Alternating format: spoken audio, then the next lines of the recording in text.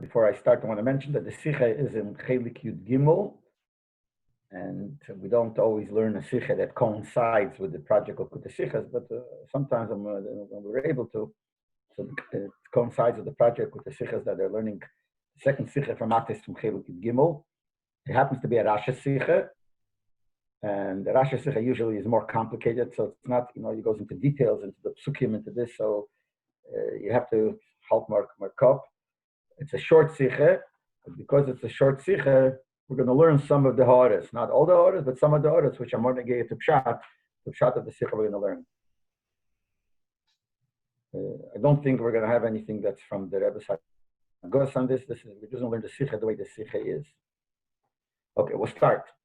The Parsha Seina Mesupir, in our Parsha, which means in Parshas Matos, the Torah tells us, after the Yidden won the war against Midian, because we learned the Parsha Pinchas that Eibishter said to Moshe that because of what they did, the Eitzah that Bilam gave them, so B'meila, the Eibishter said, you have to go take revenge on the Midianim.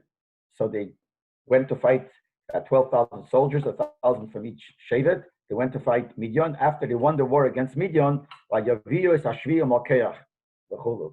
brought the loot that they took in the war. And it says the Lashon Shviya Malkeach, and it's interesting that Rasha, it's not, the Rebbe doesn't bring it in the Sikha, just a tight choice. Rasha says the difference between Shvi and Malkeach is that Malkeach is the people, because when you go to war, you take loot, you could take metaltalin, you could take objects, you could take money, gold and silver, jewelry, you could take people, and they become your slaves, they become captives, and you could take animals. So the word Malkeach means people and animals. And then the Rasha says, if it says both expressions, so Shvi is Ba'odom, Malkeach is B'pema. So Shvi means the loot that you take, the captives that you take of people, and then they become your slaves. And Malkeach goes on the animals. So the Torah tells us that when they brought the Shvi, after they won the war, and they brought the Shvi and the Malkeach, which means they brought the things that they got, the loot. So they brought the people that they captured, and they brought the Malkeach, the animals that they got. So the Torah says, Tziva HaKadosh Baruch Hashem commanded, So esveish Malkeach hashvi ba'odom b'apheima. You should, Soresh means pick up, but it means count. Count to see how many Malkeach and Shvi did you get, which means how many people did you have that you captured as slaves, and how many animals did you get. And the Eibishter said,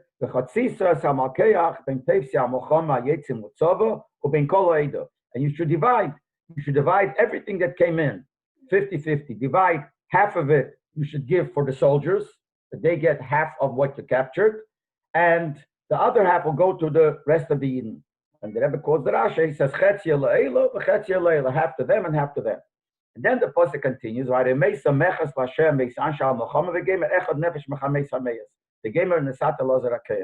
that from the half that you will give to the Anshal Muhammad, to the soldiers, you should take from them a tax, and the tax should be 1 nefesh out of 500. Out of every 500, you should take one and give it to a lozer HaKayan.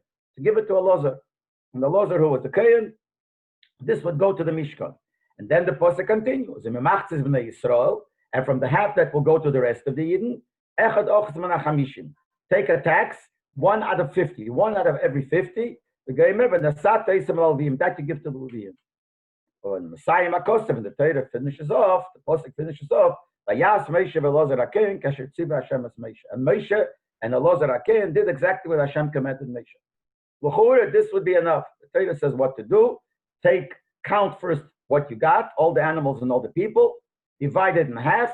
Half goes to the Anshal Muhammad, to the soldiers. Half goes to the Yidden, the rest of the Yidden. Of the part that goes to the soldier, out of that half, take 1 out of every 500, give it to Elazar. And the one that goes, that part that goes to the Yidden, the rest of the Yidden, take out 1 out of 50 and give it to the Levian. And it says Moshe and Elazar did like David said. Then the Torah goes and tells us exactly how much it was, how many people they captured, and the animals, the different types of animals, how much was of each one. That's one thing the Torah tells us. Then the Torah tells us how much was the half of all this, of every mean that belonged to the people who went to war, to the soldiers. And the Torah says exactly how much it was the tax that they have to give. And the Torah goes in details how much was from the donkeys, and how much was from this and from the same. Then the Torah tells us also exactly how much was the half of every mean that went to the half of the Yidden, Messiah, and then the Pasuk says, and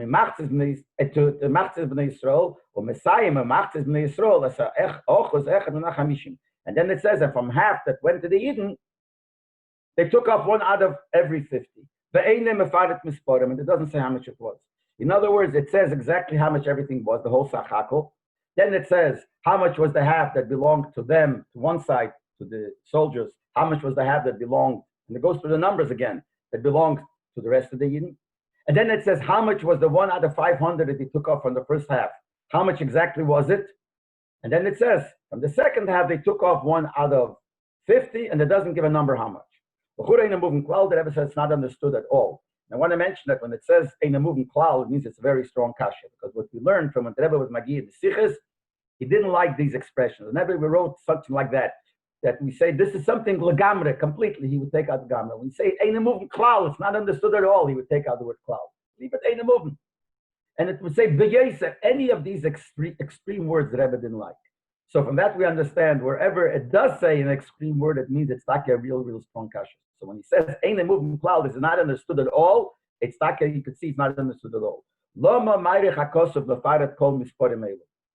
does the Torah have to go and tell us the exact numbers of everything that he mentions in the Torah? By the Daye Ba'amr, would be enough. He would just say Vayas Moshe v'Elazar Akein Kasher Atziva Hashem es Moshe. Moshe and Elazar did what Hashem told him. My nafkamina l'das. Why is it important to know Mispar HaMakeach B'chlal, to know exactly what was the number, how many behemoths they got, how many people they got, how many was saying, how many was chamerim? Why is it negated to know the exact number?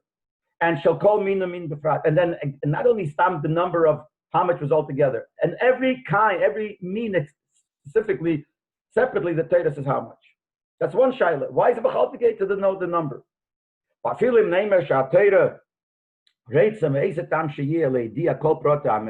if for some reason the Torah wants to tell you all the details.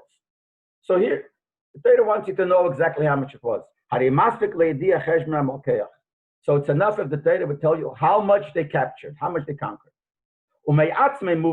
And not only to understand, we would know. If let's say, I'm just throwing out a number, if we would say that they got 100,000. That's also, even if it's important to know how much was the half, so we understand from half of 100,000 is 50,000. So if it would just say the number, how much they got, we'd understand ourselves what's the half which is shaykhs to the people of the war. And how much is 1 of the 500? If you only know a little bit of math, you'll figure out how much is half of that, and then how much would come out 1 out of 500. And we'd know how much the other half is also. So why does the Torah have to go? So B'chlal D'Shayla, why is it negated to know the numbers? That's B'chlal D'Shayla. And even if it's negated to know numbers, if you just would write how much they conquered, that would be enough for everything. It would be enough how much they got, and how much the half is, and how much the 1 out of 500, and how much 1 out of 50. Now, in her order 4, the Rebbe says, when he asks the first part of the question, why is it important to know how much they got? So he says, just like the Torah did not tell us the numbers of how much loot they got when they had the war against Sichon and Leib.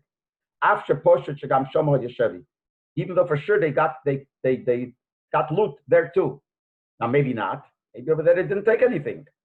So the Rebbe says, first of all, it makes sense. They came there and things were there. Why wouldn't they take it? But it's also understood. That's why it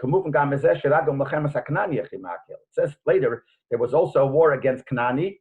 And there they made a neder, they're machrim, they're giving everything, they're not taking anything. But that is a raya that in the other wars they did take. Only there they didn't. So by Sichon Beit they did. So just like there, the Torah doesn't mention how much they got. Why is it negeya here? You could answer, over there was no commandment of the Eibush in connection to what they got. That's why it's not negeya. But maybe here, since there was a connection to take half and give 1 out of 500, whatever it is, so we have to know the number. So he says, the God of the command is not negate the number. commandment was that whatever the number is, divide it into half, and one half you give, after you divide it, give 1 out of 500 to Lazar, the other one out of 50 you give to the Levim. Why is it negated to know the number? It's not the Gabbat Tziva, it's just to know what the Eibishter wanted, but what's negated, how much Lepel it ended up being. So that's the first shaila. Why is it negated B'chlal? And even if it is negated, so just if it's negated to know the numbers, just tell us the general amount, and from that we'd understand the other cheshbonos. Well, now, on the other hand, and even if for some reason the Torah is important to tell us the numbers, to tell us specifically the numbers, and we have the kasha, why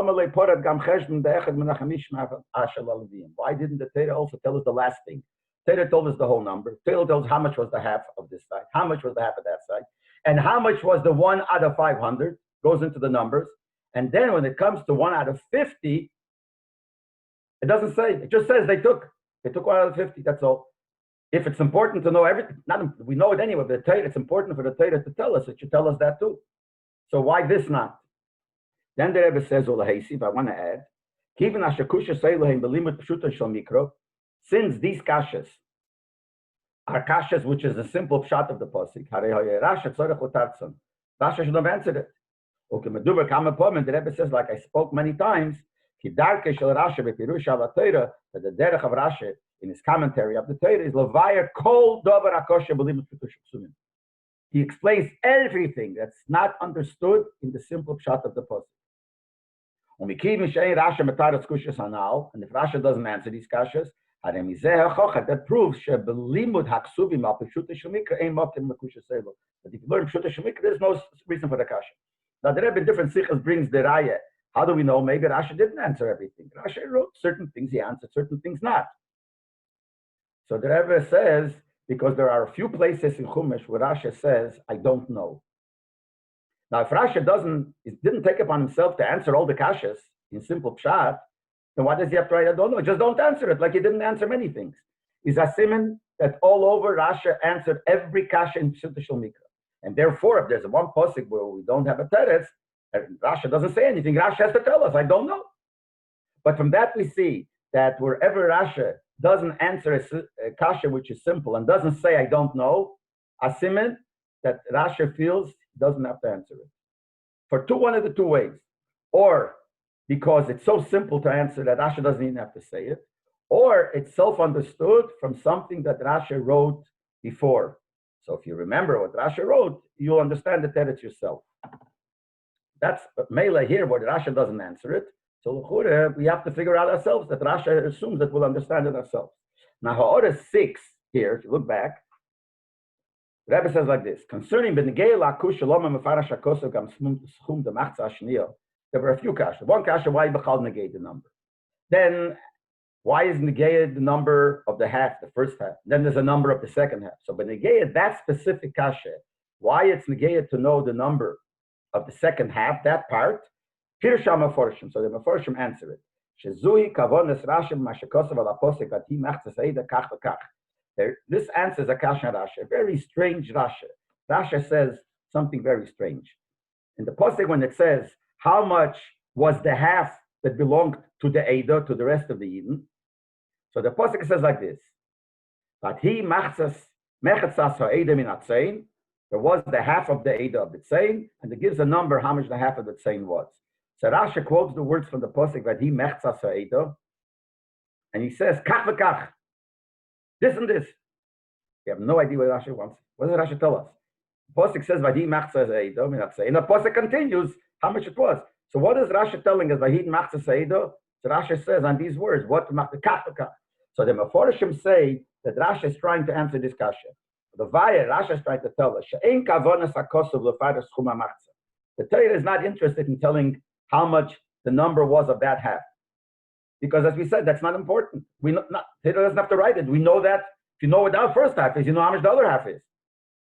So Rashi tells us that the Torah is not interested in telling us these numbers. It's like a by the way thing.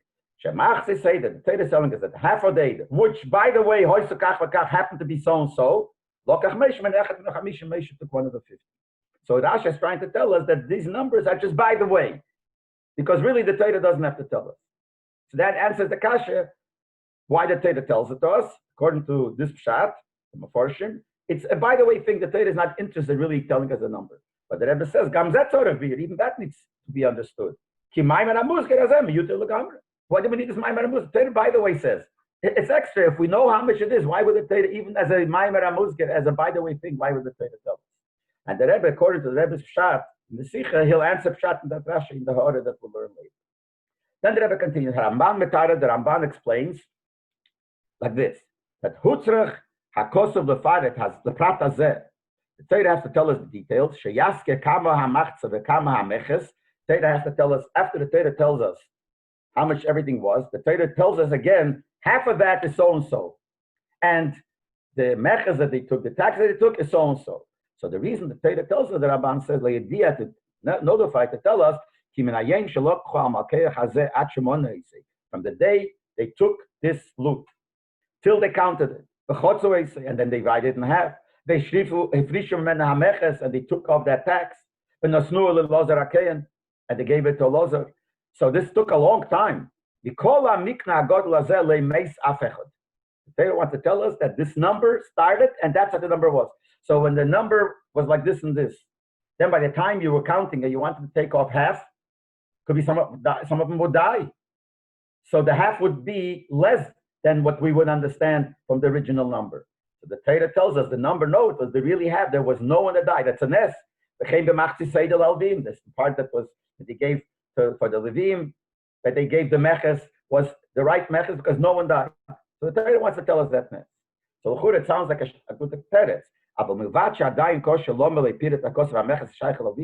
the first kasha is answered, but the last kasha. So if the Torah wants to tell us that, why doesn't the Torah also tell us the number, how much it was, how much the tax was to the second half, which the Torah doesn't say? As we said before, the first half, the Torah says how much was the tax, exactly the number. 1 out of 500, how much it was ended up being, and how much the 1 out of 50 from the second half, the Torah doesn't say. All it says they took off 1 out of 50. But so this kasha still remains. Besides that, even according to simple pshat, that Eibishter doesn't do a miracle for no reason.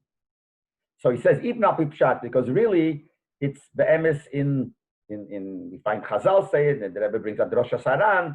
In Sforim, it says a lot that Eibishter doesn't do a miracle for no reason.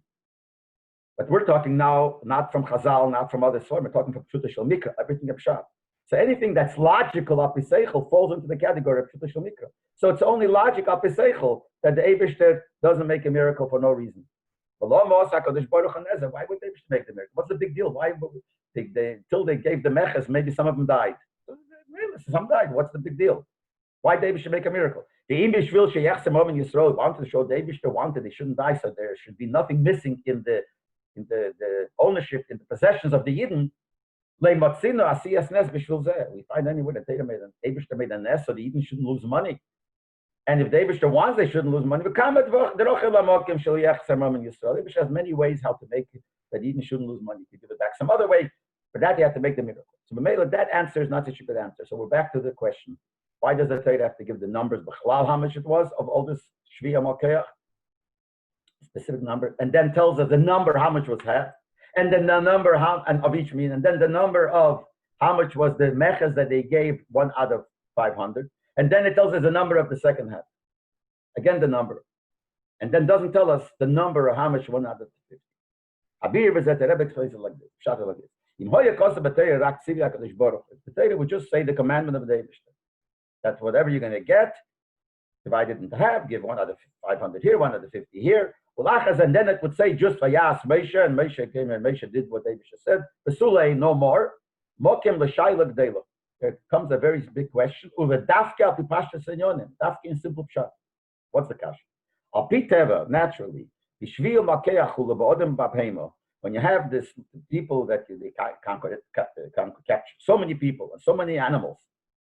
Leishriachu klal uklal. It's very, very, very. And when the Rebbe writes klal uklal, not only he writes once klal, he writes twice the word klal, and not only that, the Rebbe here you see in the sikh it's italics. Now, italics means that the Rebbe underlines it. So here I said before the Rebbe didn't like the words klal at all. When he does write it, it's really at all. And klal uklal avad, and he underlined it. The Rebbe made it, it's in italics. The Seder by the Rebbe is that if he wanted to stress a word, he would not make it bold like most people do. He would make it in italics, thin letters. So it's not common at all. That the number of every separate mean, should be so exact, so much,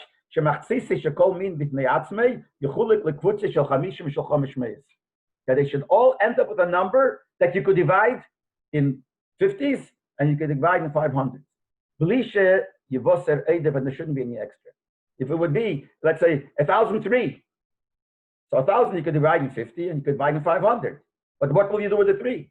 But Loshen Chazal, the Gemara says, the Loshen of the Chazal, see, Rebbe doesn't say like the Chazal said, because you can't bring Gabe Rasha, like Gabe Pshuta Shulmikri, you can't bring Chazal because that's already Drush, that's further. But the Loshen of the Chazal would just say a logical Loshen. You can't be exact. So to be exact and everything like that, every mean. The Mele, even the Dam by us, since here they commanded that they should take the tax 1 out of 50 from the chelik of the Yid. 1 out of 500 from the chelik of the first half, which went to the soldiers. They should have added in the commandment, for sure there would be some outlet you couldn't divide into 50, you couldn't divide into 500. What do you do with those? How do you take tax from there?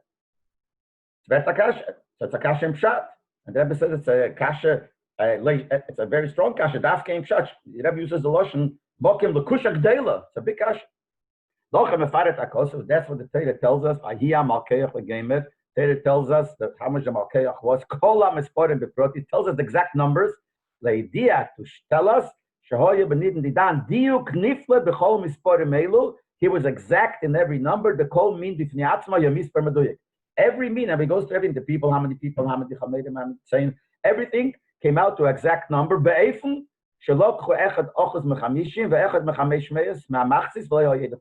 they were able to take 1 out of 500, 1 out of 50, exact, and there was nothing left over. Because this was something special. But if the Torah wouldn't tell us a number, we wouldn't know. And this is something with Harakasha, so what do we do? So the Torah tells us, don't worry, it didn't happen. And Torah gives us a number, so no, it didn't happen. So that's the reason why the Torah gave us the general number. The first part of the kasha was, why did Torah give us the number? What's the gave the number? If they got 100,000 to 50,000, what's negaya? And they took off half, from half they took off. But the kasha is, if the status is, if the Torah wouldn't write this, we would wonder, what did they do with the extra? So the answer is, Torah says the number, so we see there's no extra. And ein leimer al ze nes hepech hateva. You can't say this is a nes, completely beyond nature. Ki Avram shle nisra bekivshon the ur kazdim case. Like Avram didn't get burnt when he was thrown into the oven, into the furnace. Why does the Rebbe mention this nes? The Rebbe could have made any nes. It's not hepech hateva like Chayes Amazing. No, because we're talking about Rashi. Now, Rashi, the one that learned, the Rebbe always would say the Lashon, Rashi is made for a ben chomesh l'mikra. A person who starts learning Chumash, a child who has a good head and understands everything, but didn't learn Gemara, doesn't know anything. So you can't rely on things that are written in Gemara. See, Rashi could bring, if Rashi feels that here you have to bring a Gemara, Rashi could bring it in. But whatever Rashi doesn't bring in, we can't say, well, Rashi didn't have to say it because we understand it from the Gemara. So the same thing with the Nes. You can tell a child who didn't learn about Nisim, doesn't know Gemara. So you could only talk about something that's written earlier, that you learn. So you learned about a Nes. Here we see a Nes. That's called a Nes L'mayla Manatev. This is not a Nes L'mayla Manatev. It's interesting. It's a special appella. Ki ein hateva machriach shelei hamisporim mediyokim. Al piteva it shouldn't be exact. Aval eiza shchiach kal v'kal. It's not common. So it's not really a Nes, but it happened.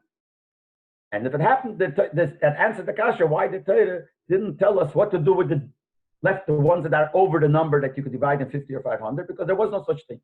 Now let's learn the Ha'ara 13. The Rebbe says that there's an exact number here that you could divide in 50 or 500. So the Rebbe says this is a side Inyan, has nothing to do with the Hemshech HaSichi. He says, I want to comment. Shegam b'minya b'nei Yisrael, when they counted the Yidden, hoya b'chol pam, b'chol shevet, mispar ha'mischalek l'chamishim. Every time, by every shevet came out a number that you could divide in 50. Quotes the Psukim. And every time they counted a few times. Every time, and every Shevet could have came out with a number ending with 50. So the Rebbe says, I don't know, I have to look into what the reason for that is. Because they put like dayanim on every 50 people, there was a dayan, so Chura would have the same shaila. If there would be, let's say, and the number that's over 50, and you can't divide into 50, look under whom were they? So maybe that's the reason they made that there should be everything should be 50. Says that that's not a teretz. Hadiesh gam sori asoras v'sori meyes. He also had that they own him over 10 and over hundreds. We don't find it's all divided by hundreds. So that's not obviously they didn't care over there. But then the Rebbe says, we find in Tanakh that there was a king, that there were 50, he had 50 people, I think it was Adinio, had 50 people running in front of him as kovets, a siman that shows, Hameda, that shows there's something special, something in this number, but the Rebbe doesn't go into it. Then in order 14, the Rebbe says that the whole point was that since the Eibusha said it should be taken out, the taxes should be taken from 1 out of 50, 1 out of 500. That's why it had to be David to show that there was nothing extra. That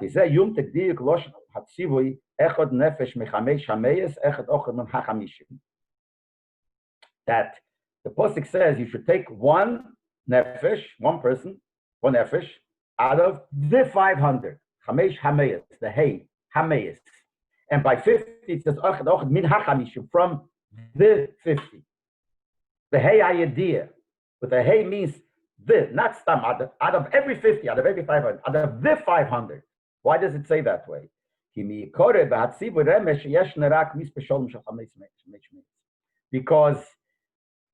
when do you write something with the hey idea when it's known already? If I'm talking about something, and then I say, oh, that, I'm talking about the table, then I say, hashulchan, the table.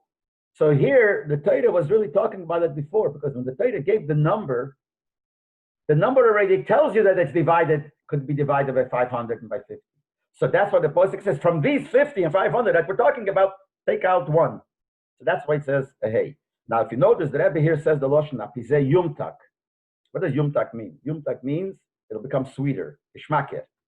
Now, when does it, I mentioned this other times also. When does the Rebbe write, apizeh yuvam, apizeh yuturet? This will explain, this will make understood. When does it write, apizeh yumtak? When there's a kasha that the Rebbe answers, is yuvan, apizeh yuvan. This will answer, ayituret, this will answer the kasha. But sometimes the Rebbe is medayik, a diuk that's not a kasha. It's not a kasha. It makes sense. But if you have a beer on it, oh, now it becomes gishmak. Here also, it's not a kasha why it says echad nefesh mechamesh hameyes. You could talk that way. It's the way to write. But if you have a beer, why it's written, it's even better. Like I tell sometimes, I tell the bochim, there's certain kashas you could only ask if you have a teretz. If you don't have a teretz, don't ask the kasha. It's not a kasha. Certain things are kashas, whether you have a teretz or not. You have a kasha, if you have a teretz, it's good. If you don't have a teretz, you got a problem. But certain kashas are not a kasha. If you have a teretz, then you can ask it. So here the Rebbe says you, anyway. And then when the Rebbe says that this is not a real nes, but it's not shchiach, so in order 15, he says, Al derech v'olikim in eliyodei, like it says, the Hashem Mishpatim, that if someone killed somebody with shaking and there was no edus, anyway, the Eibishter makes things happen that certain things should happen, that this person should get killed and this person should go to goal. Anyway, the Eibishter makes it happen. It's not something, it's not an S. Punkt happens that Rasha says that one guy goes on the ladder, one guy's under, whatever the Rasha is. But it's Alikim in Eliyodei. The Eibishter made it happen. It's not Teva, but it's not a nest to say that why would the Eibishter make a nest? It's not a nest. Okay. So far we only answered the kasha, why the Torah B'chal writes the whole amount, how much they got. But we should see that all the medium that he got came out, the Sachakal, the total was a number that could be divided by 50s and be divided by 500. But they didn't answer other kashas yet. But still we don't understand. But sof,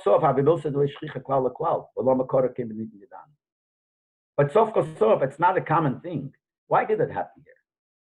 In other words, it happened here, and B'meila, it's no problem why the Eibishter didn't say. But why did the Eibishter make it happen here? It could have not happened here and been like normal Teva, and then the Eibishter would tell us what to do with extra. So why did it happen, Taka, that this came out exactly to a number, everything, a number that could be divided into 50s and divided into 500s. The answer is Beloshen HaKosov if you look in the Posik like this. Look in the Loshen of the Posik. After the Torah commands, you should take off tax to Hashem from the part that is given to the soldiers. One from 500, etc. And then the Posik continues. From half you shall take off and give it. Like the fact that the Torah stresses that it has to be from the half. These are extra words. It should say from the rest. Why does it say from the half? From this part. From that we understand wanted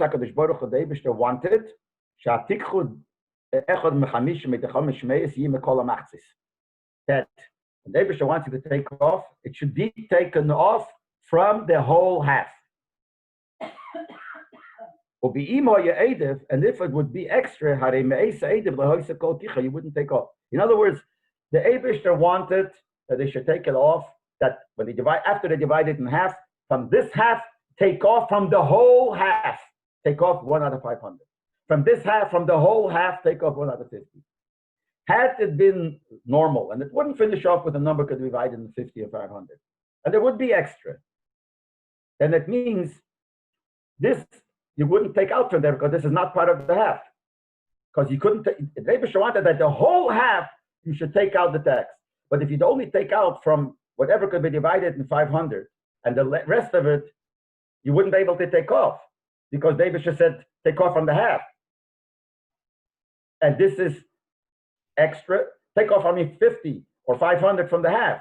And this doesn't have 50. It ended up with extra 30. So you wouldn't take off from there.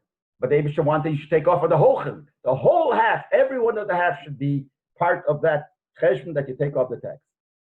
Now, why the Eibishter wanted Dafke 50 and Dafke Chura? That's a self-akasha. Who says so? So it wouldn't be 50. Why does the Eibishter need from the exact half?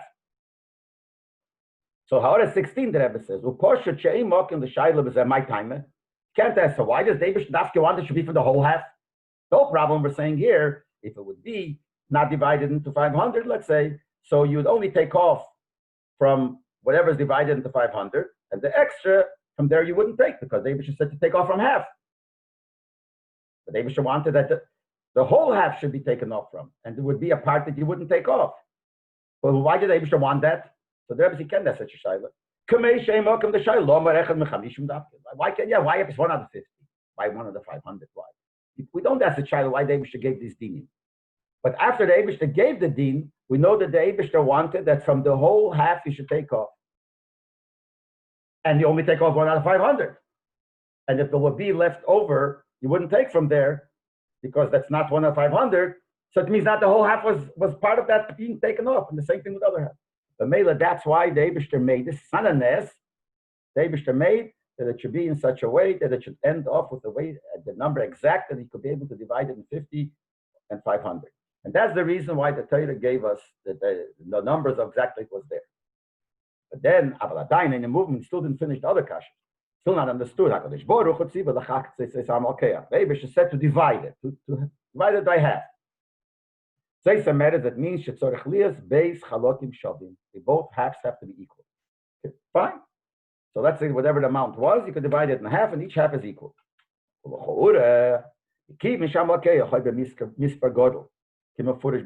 Since there was a lot, such a big number of what they had, imagine to count so much. Let's make a cheshbon. That's 840,000. Now how long it takes to count that? Well, and after you count that, the Posik says you have to divide it. So let's say they counted everything, then they had to start counting again. Let's say they count, I'm just throwing out a number, not the real number. Let's say let's use the number here. That they counted 840,000. Then you have to take half of that. So you have to start counting over again till you come to the number of half. Then till you take out from the meches that would be 1 out of 500, it takes time. Normally, it's possible, naturally, that not one person should die during this long time. when we have such a big amount of animals and people, it's only normal that someone would die. Such a big number of 840,000. Now, the even if one would die, one would die, then the two sides would not be equal. So if the one would die, so there would be extra, there wouldn't be two halves equally. And there would be that from one of them, from some, we wouldn't be able to take up the meches because it took away the number from the even number of the number that you could divide in 500 into 50. That's what the Torah goes and says how much exactly half was. The half, when they divided in half, how much was the chelik that went to the Yidden? That the second half was exactly like the first half. Something else happened, something very special. Doesn't say the word nes, but something out of the ordinary. That not one person from the captives or one animal died. The gamba zeken aleza hebech hateva mamish, not against nature, but it happened. It's something pella. What's like the reason? This was something that happened. Why did they make this? Not call it nes, but this extra thing, because they should be able to fulfill the Eibush tzivui shelazet zorich machtes bnei Yisrael b'shovel machtes anshe hatzava, that this half of the Eden and the half of the soldiers should be equal. There shouldn't be. If they wouldn't be equal, there would be some extra, and they wouldn't be able to fulfill it. The Eibush wanted it should be exactly the same half, and each one should be finished off with the number 50, and the 500 should be able to be divided. And if one of them would die, then this would mess up the cheshbon. So the Eibush made it so. So that's what the Torah tells us a number, that the Eibush made it so they didn't die. But how do we know that they didn't die? By giving us the numbers. So it has to give us first the number of everything to show that it came up to a number that you could divide in 5,500. Then it tells us the first half, how much it was, to know that it also, even that it ended up with a number that divided in 15,500. That's the first one. That's answer the shaila, because the first one you have to know that when they divided it, even though you know already from the fact that you know the complete number, so you know what half is. So true. So we would know, but we would still not know for sure, because it's possible that by the time they started counting from the beginning to the half, after they finished counting the whole thing, and they started counting in the half, maybe over there some died. So you have to tell that none of them died there either. And then when it comes to the second half, maybe by the time it comes to give the second half, counting it will die.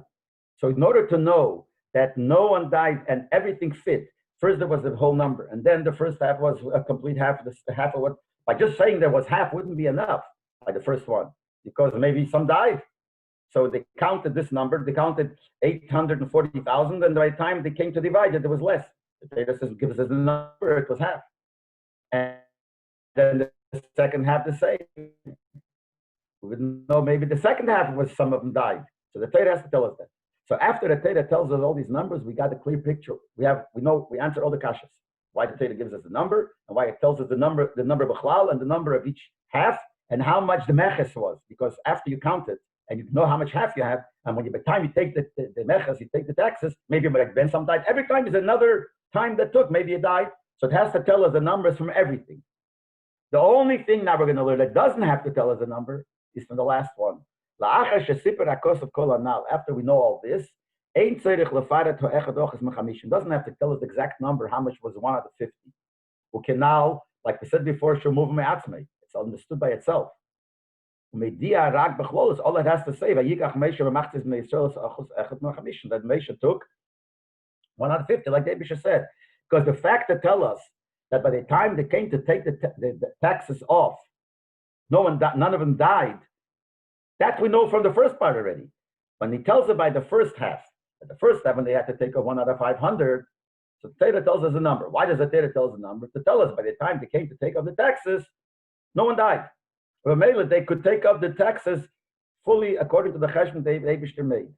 So now already we know both. We know that they didn't die before. It didn't die when they came to taxes. So why would the Torah have to repeat again when they came to the second tax to repeat again the numbers?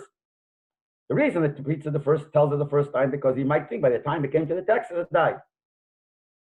But now we know already that it didn't die. So by the time the second half didn't die and the taxes didn't die, Mila doesn't have to tell us the numbers. And therefore, over there, the Torah doesn't have to say. Now, in order 19, the Rebbe says, based on this, we could say, the Gavonas Rasha B'Pirusha, but he meant to say the Kach V'Kach is going back to what we learned before in order 6, that the Meforshim wanted to say that why does Rasha say when it says that he meant to say the half a day, this is Kach V'Kach. What does Kach V'Kach mean? So they learn Kach V'Kach to tell you that the Torah is not interested in telling us. But the Rebbe said that can be.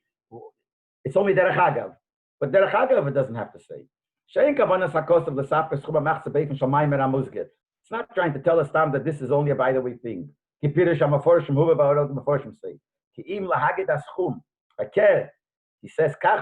tell us, he's telling us, why is the Torah telling us this? Because the Torah wants to tell us that that number is there, is true. Because if not for the Torah telling us, we wouldn't know. Why not? Because it would seem that if it wouldn't say, we'd say probably some died. So Rashi is telling us, the Torah is telling us the number to tell us kach v'kach.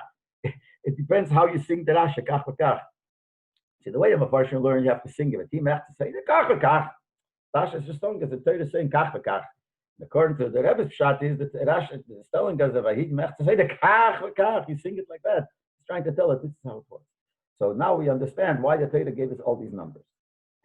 Then the Rebbe goes on. Al derech halacha yesh l'tarat achiluk kanal. Al derech halacha, this all is derech hapshat. But according to derech halacha, you could answer the difference. Shakos mefaret misper hameches shel achotzi hasheni hashayich l'teifs hamochama v'lei hashayich l'Yisrael. The last kasha. Why it only tells us the exact numbers of the taxes that was taken from the first half, that came from the soldiers' part, and not from the one that came from the Eden's part, the second half. So he says like this: Shitas habahagi, the shita of the halachas gedolos, bal halachas gedolos, is shachiyav little hameches v'chulam mishlal hamidyon u'b'minyan hamitzvos.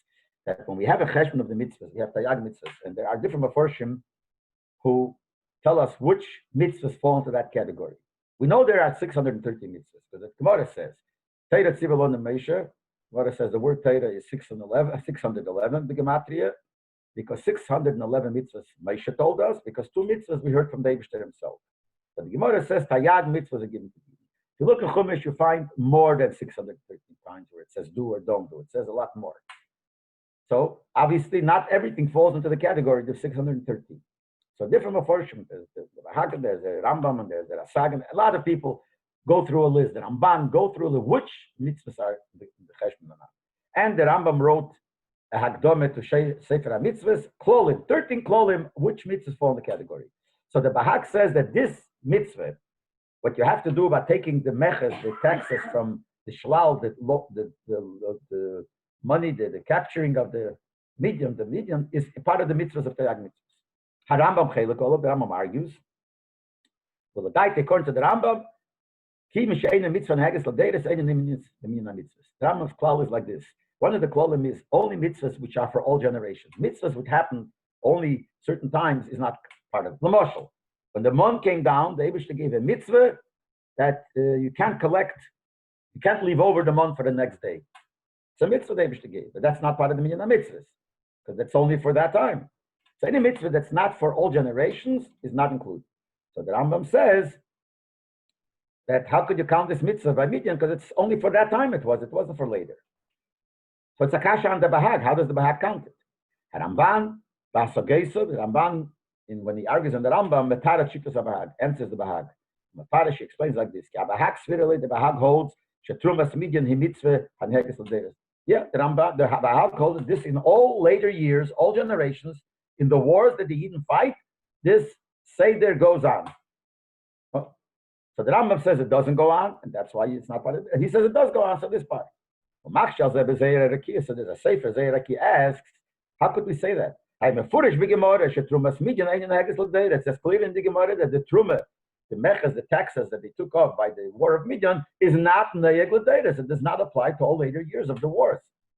So how could the Ramban say that the Bahag holds that it does? The Bahag can't go against the Gemara. The Neidibud answers, when the Gemara says it doesn't go on for all generations, only goes on the second half. The part of the shlal, of the keach, that went to the rest of the Eden, And that you have to take off 1 out of 50. That doesn't apply all generations. Because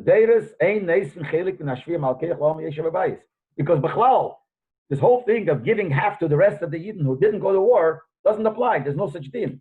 In all the wars later, you didn't give anything to the people who sat home. The Mela, there's no such thing as taking off taxes from that. But the fact that you had to take off this truma, this meches, from the part of the soldiers, but that's about that. The Bahag says goes on for the generation, all generations. Ayin Shabaruch, as he says. And maybe it's no kasha from the Gemara. The Gemara is talking about one thing, talking about the second half, and the Bahag is on the first half. But he says, if you go according to the Bahag, the Rebbe says, you can understand why the Torah goes into at length to give us the numbers of what they took from the chelik of the soldiers. And when it comes to the chelik that they took from the people, it doesn't say the number, because then the Gela datas. Because according to the Bahag, since this is something that all generations have this din, so there the Torah wants to be made. But the fact that they had to give the meches from the chelik of the Eden, that the Torah doesn't go into. Since it doesn't apply for generations, so that's what the Torah is the key. So that's an halacha, and that's what the Rebbe says always that in Rasha, besides the pshat, there's also a lot of times in Yonim Mefloim made things that have to do with halacha. This fits, so it seems like that according to this, in halacha of the way it's in Rasha, he will probably hold like the Bahag. Now the Rebbe always has a hairoeh, always, kemat always, a chassidus, hairoeh minyan anala pepshuta shemikro. From the inyan before, not from the last thing, but from the pshuta shemikro from before, the Rebbe says there is a hairoeh naveda. What does it show? It shows that how much the Eivishter love is the Yidden doing mitzvahs. That so many things which are not common at all. Koru happened, the Nasu, they did. The Eivishter made it happen so the Yidden should be able to fulfill the mitzvah completely. Not only when it comes to do a mitzvah, the Eivishter makes sure that nothing should stop you. You should be able to do the mitzvah. Even before the time of the mitzvah. The Eibusher makes things happen. That later, could be a long time later, you should be able to do the mitzvah b'shleimus. So the Eibusher makes things happen for a long time before, so when it comes to the mitzvah, you should be able to do it. Okay, look in our case. Like here, that the people, the famous of Midian, they were all exact number. And for a long time, no one died. So David made all these things happen in order, as we said in the pshat of the Rasha, that they should be able to fulfill the mitzvahs the way you're supposed to. By the movements understood, the Midian, in order that when they came to the war of Midian, the people and the behemoths should be with such a number exact to thousands in such a way that it should be divided in 50 and 500. So it doesn't happen then. In order for that to happen, so many things had to happen before. The business that the people of Midian did, and the way they raised their cattle. It had to be a long time before the Be'efan HaMasim was there, in a way that it should fit. So many things that happened before, years before, in order that here should come out of this cheshbon. So what does it show? The Eibishter made it all happen years before, so the Yidden should be able to do a mitzvah properly. In another way of saying it, a long time before this war, the Eibishter made so many things happen. That